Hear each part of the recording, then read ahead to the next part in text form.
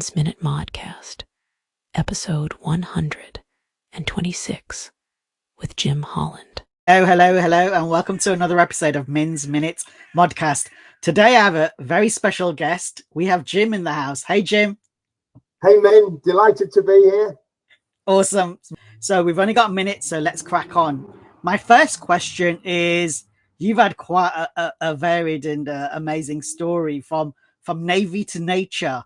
So how did your military experience shape the way you approach leadership and sustainability with what you're doing at Karma?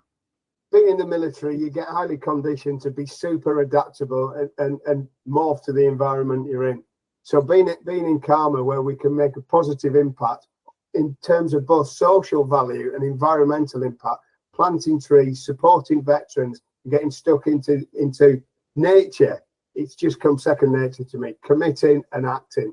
That's what we do. I know I've heard from so many people who have had a forces career. There is a bit of a transition there in terms of coming back to civilian life. So how did that go for you, and what did you learn from that you can help with other people on that journey? In a word, man, it went terribly.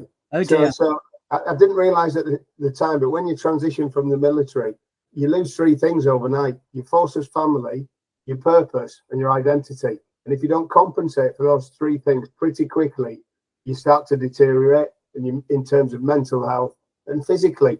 So I really struggled the first 4 years. It could have gone one way or the other for me. Fortunately, I got a lucky break at the 4-year point. Okay, tell us more. Well, a friend of mine who's actually a boss in the Navy rang me up and said, "How are you getting on, Jim?" I said, "Steve, I can't pay my mortgage. I'm drinking too much. I'm partying too hard. There's no job up here." Yeah. He said, "Well, hold on a minute." He said, "You're the best qualified out of all of us. How come you can't get a job?" I said, "Look, I've come back to Barnsley. It was so suffering from the overhang of the miners' strike in the 80s. It was 40% male unemployment." So Steve said, "Well, would you consider moving to?" And I went, "Yes." And he said, "Well, I haven't told you where to yet." I said, "If you're there and there's a job, I'm coming." And the rest is history. I joined Vodafone. I had 8 wonderful years there. I then joined Sky. And my last corporate role was at Stansted Airport, where I was head of commercial.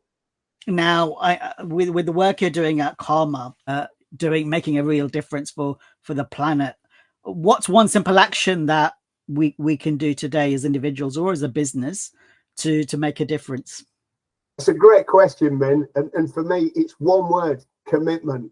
Are you really committed to making a difference? And if you keep that at the front of the mind in your everyday actions, whether that's personally or as a business, if you're committed to making a difference, guess what? You do it.